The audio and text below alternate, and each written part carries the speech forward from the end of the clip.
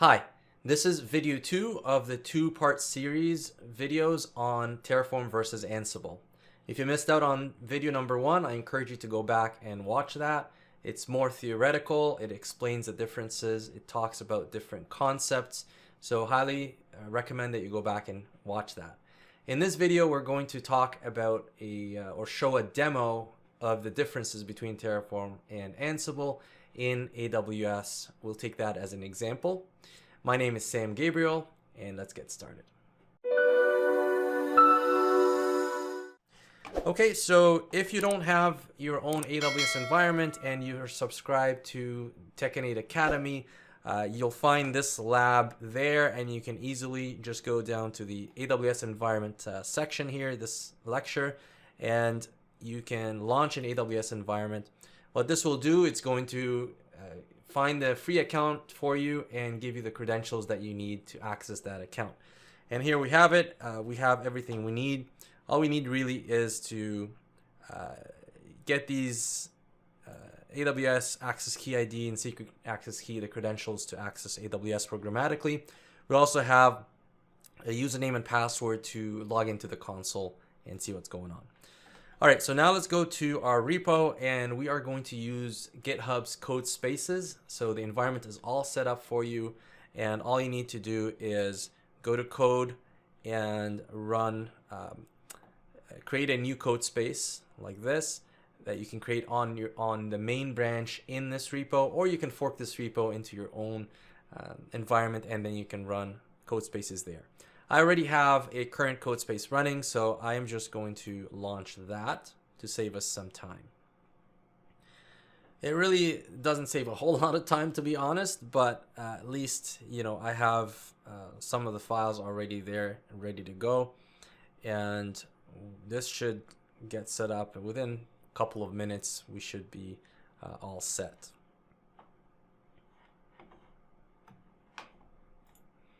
Okay, so we're all ready to go, and here is our repo. We can go ahead and just close all the editors. This is what we have here. Let me make this a little bit bigger. We've got a couple of folders here. We've got the Ansible folder and the Terraform folder, and we're going to tackle this one at a time. So let's go to the README file and take a look at the preview here. Okay. And what we're going to do first is go to Ansible, and we have a couple of playbooks, one to create and one to destroy. So we can open the create playbook right here and follow our guide. So first things first, we need to export our environment variables for AWS to access AWS. So let's go back and grab those from here. Copy that and go into our terminal, and let's paste that right there. Okay, that looks good. And now we just need to run the Ansible demo, right? So let's cd into Ansible, change our directory to Ansible. And what I want to show you is a couple of things. I highlight them at the bottom here, differences to note. The first thing is that order matters in the playbook, okay? So this is what we talked about, imperative or procedural programming that Ansible is part of.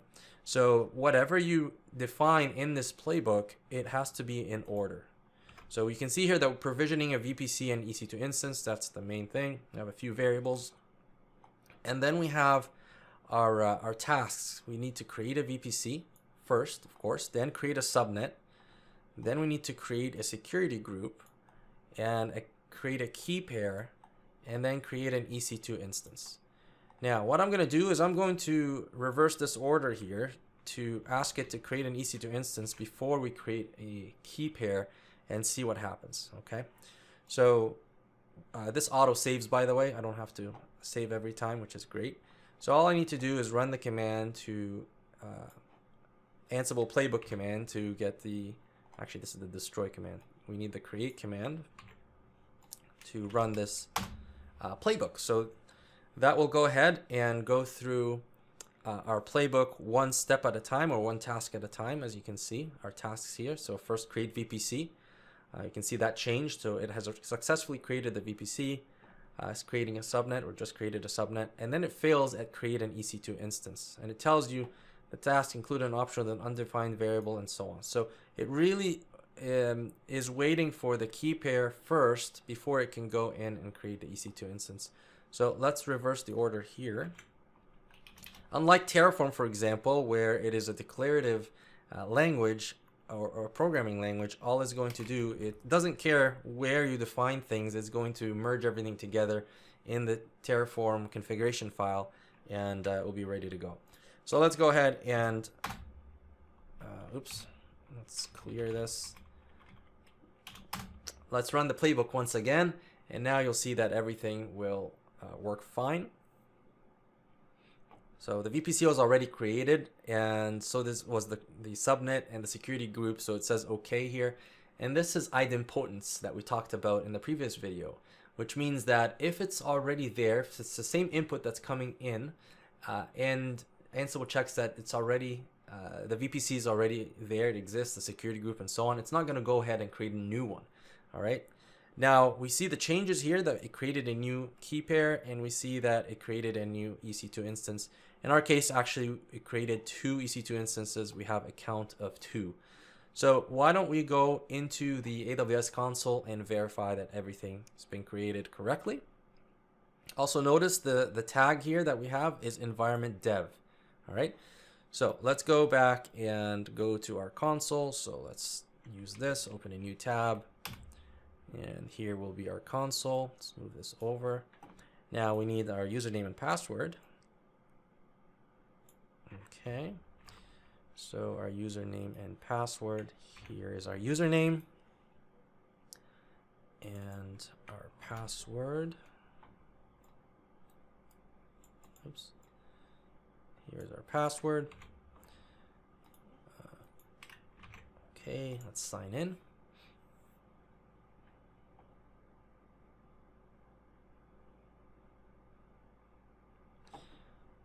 All right, and we want to go to EC2.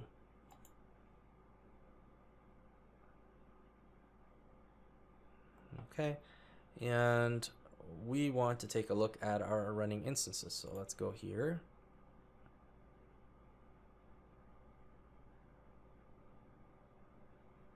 Okay, and we see 2 running instances as we saw. So Ansible successfully created 2 running instances. If we check the tags, environment is dev. Excellent. So that's exactly what we wanted. Now, first thing we discussed here is that order matters, right? So you need to make sure that you're ordering everything correctly. The second thing I want to discuss is things like tags. Ansible is not going to detect any changes. So if I go back here and say instead of dev, let's make this prod. Okay, and let's run Ansible again. Ansible is not going to detect that, right? So it will go back and see, oh, we've created already an EC2 instance or 2 EC2 instances, and that's it, right? Okay, so as you can see, nothing has changed. Everything is okay. To verify that, we can go in here and run this. So that was interesting to see, and I'm not too sure if there is a mechanism to force Ansible to create this again. There might be, but out of the box, it doesn't sense that anything has changed in the keys here. So environment is still dev. All right. Now, the next thing I want to show you is if you create an instance outside of Ansible, Ansible will consider that.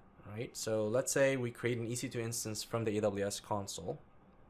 So now let's go back in here and create a new instance and create it in the same VPC. Okay, so let's call this my Ansible test. All right, and we'll select Ubuntu. There we go, and the key pair, let's just use my key. Let's edit this network to select our VPC instead of the default. So my VPC here that Ansible created. And security group, let's select an existing security group. This one here. And that's it. Let's launch our instance here and see what happens. Okay, let's go back. Okay. So there is an instance pending here, my Ansible test. So we'll just wait until it starts running, and then what I'm going to do is rerun the Ansible playbook. Now notice in the Ansible playbook we have a count of 2. I'm not going to change that count. We'll leave it at 2 and see what happens. Okay, so it is running. Let's go ahead and rerun Ansible playbook create. Let's rerun that. And now notice what's going to happen. So VPC is there, subnet is there, security group is there, key pair is there. Now create an EC2 instance.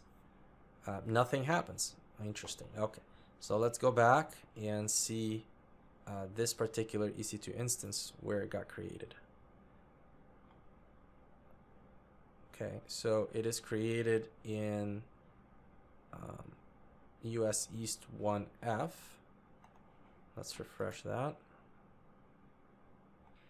Okay, so I had to pause the video and rerun this over again because this has unpredictable results, as I mentioned here. So what I did when I created from the console, I forgot to add a public IP to it. All right, so now I've added a public IP, and somehow if it sees, Ansible sees the exact same kind of config for another instance, then it will lump it through and figure that it's now under Ansible's management. So again, very unpredictable. So here we go. Let's try this again. We're going to rerun. Let's clear. We're going to rerun Ansible with the same count of 2 and see if it's going to delete the resource or the EC2 instance that we just created. Okay. So that was really what I wanted to show you, is that it's very unpredictable. Now I just learned that if you have the exact same settings and configuration for the EC2 instance in the same VPC with the same, availability zone and also region and also the public IP setting to be visible, then we start to see that, we said we wanted 2 is going to go ahead and delete one of them. So let's see here what's going on. As you can see, it terminated one of the EC2 instances that were under Ansible's management, or the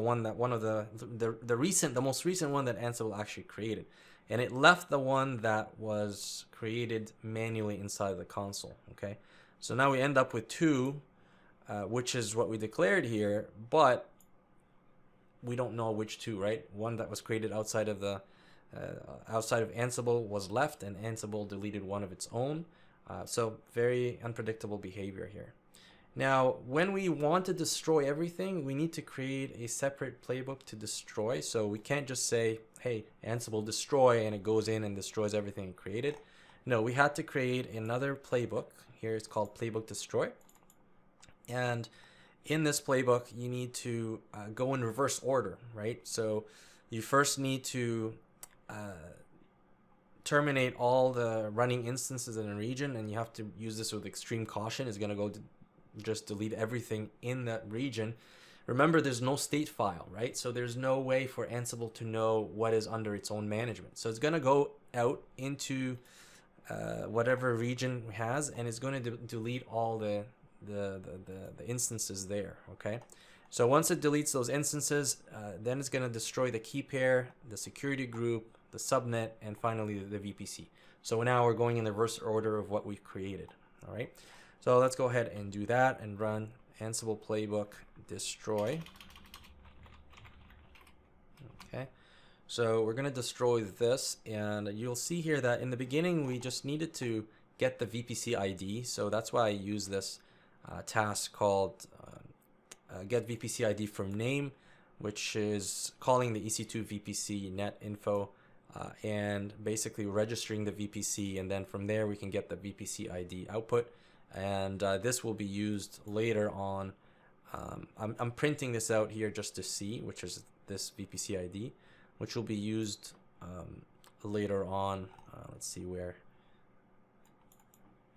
If we scroll down, and really the point is not to go through the config, but to show you generally how Ansible works and how Terraform works. So here, to destroy the subnet, we needed this VPC ID, right? So that's what we needed. Okay. So everything's good. We've destroyed everything. Go back to the console. Let's refresh. And you can see everything is deleted. Even the EC2 instance that we created outside of Ansible, that we created through the console here. Okay, so these are really the points I wanted to make when it comes to Ansible. Remember, there's no state file. Remember, it's imperative. Order matters. There are things it doesn't sense out of the box, like the EC2 tag here. And also, when it comes to what is created and what is not, inside or outside, it's kind of unpredictable. Now let's shift gears and talk about Terraform. So let's clear here. Let's move into the Terraform folder and run Terraform init. So this initializes Terraform, and there is a state file that gets initialized. And let's close the Ansible folder and go into Terraform. And here's the Terraform state file that will store all the resources that Terraform creates. So now let's go ahead and run Terraform plan. Terraform plan is a dry run that will show you what Terraform intends to do. Okay, so you can see here what it intends to do. It has 7 resources that's going to create. You can see anything with a green plus, that means it's going to create. So it's going to create all these resources, 2 web servers, 2 EC2 instances. You can see 0 and 1, and of course an EBS block device there as well. Here's instance number 1, and then it's going to create a key pair, a security group, a subnet, a VPC, and a TLS private key, and that's it. So there's output as well. It's going to show us our private IP, the private key, the public IP, and so on. So let's go and run Terraform apply. Terraform apply will ask you first before it goes and applies if you are sure you want to apply. So let's say yes, and that will go and create the resources. So let's take this opportunity to take a quick look at the actual main.tf file here. And the main.tf file is where we're defining most of our resources. And the first thing I want to note in comparison to Ansible is that order doesn't matter. So you can see here we're creating a private key, an AWS key pair, an instance, which is the EC2 instance, then creating the VPC, subnet, security group, and so on. So this is declarative language. We don't go step by step as in procedural or imperative programming language. Terraform has the smarts to figure out what depends on what. You can be explicit and write depends on. There's a block keyword that you can write inside of an instance that one resource depends on the other. So that is possible. But even if you had multiple configuration files across the folder here, so you might have main.tf, networking.tf, storage.tf, Terraform is also smart enough to kind of merge everything together and go from there. So we finished successfully here in our configuration. You can see some of the outputs. So we know our 2 public IPs, our 2 private IPs for the EC2 instances, some of the tags that we put in place. So let's go into the console, refresh, and take a look. And you can see that we've provisioned 2 instances right here. If I click on one of them, I can check the tags. As you can see, similar to the output we saw. So environment is prod. Our next test is to change the environment tag, which I can do from the variables file right here. And the environment here, locals variable, grabs the environment variable, the variable for the environment here from the environment variable. So let's look for environment. It's down here. Let's change that to, let's say, test. Let's call it QA. Save that. Rerun Terraform apply. Terraform apply is going to run Terraform plan, show us what is going to change. You can see our environment changes from prod to QA. So let's go ahead and say yes, we want to make the change. This is going to go up, make the change, and I can now refresh and go back here, look at tags. Oops. Go here, click on tags, and now we have the tag QA, which has changed. Perfect. So it did sense the change here in the tag. Now, creation outside of Terraform. If we create something outside of Terraform, let's say here we say let's launch an instance. This instance will be in the same VPC, same everything. So let's say tests Terraform. Let's say test Terraform, and give it a second here to load. Get a Ubuntu instance. Our key pair, let's use the same one that Terraform created.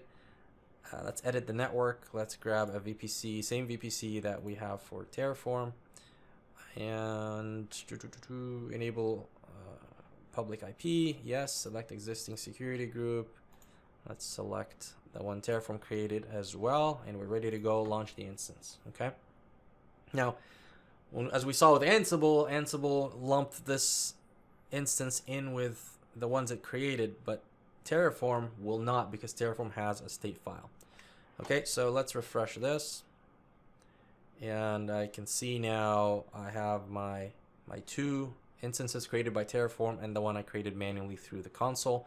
It's still pending, but let's go ahead and take a look at the state file now that we've populated it. So you can see that now we have a state file. It has two values for the private IP here, and it can have sensitive information, by the way. So we have the private key right here. So be very careful what you're doing with the state file. The public IPs are right here, as you can see. The tags are right here in the output, and here are our resources. So you can see the ARN for this resource. You can see a bunch of things: the volume size, volume type. So each resource has unique IDs as the cloud provides to them. So all this is stored right here. So Terraform knows exactly what's been created in the real world out in AWS, so that if we need to increase the number of VMs, for example, EC2 instances, decrease that, everything is under management by Terraform. So naturally, Terraform is not going to it's not going to recognize this EC2 instance that we saw before.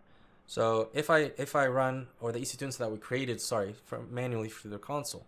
So if I were to run Terraform apply one more time, it's not going to sense that, so it will show you that really nothing has changed. As you can see here, no changes. Your infrastructure matches the configuration.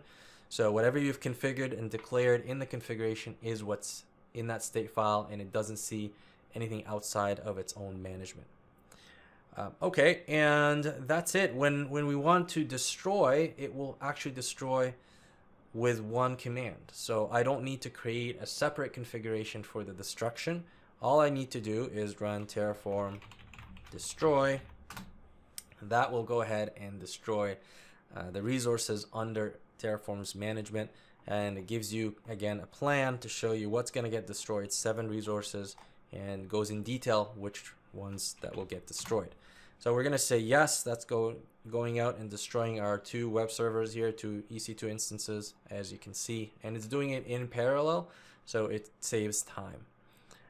So that will start getting destroyed. If we go here and let's see, a little bit impatient, but yeah, there we go. It's already shutting down and getting destroyed. The one we created manually in the AWS console is still up and running, which should be the case. Let's destroy that just so I don't forget it.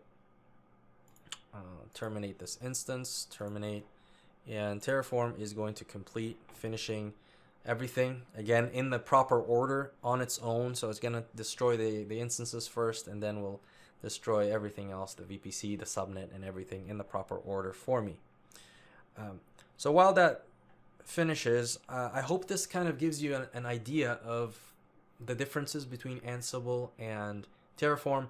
Ansible is not well suited for provisioning. Terraform is suited for provisioning. It's actually built for provisioning resources, and that's what it really was created for. So it shines in that area.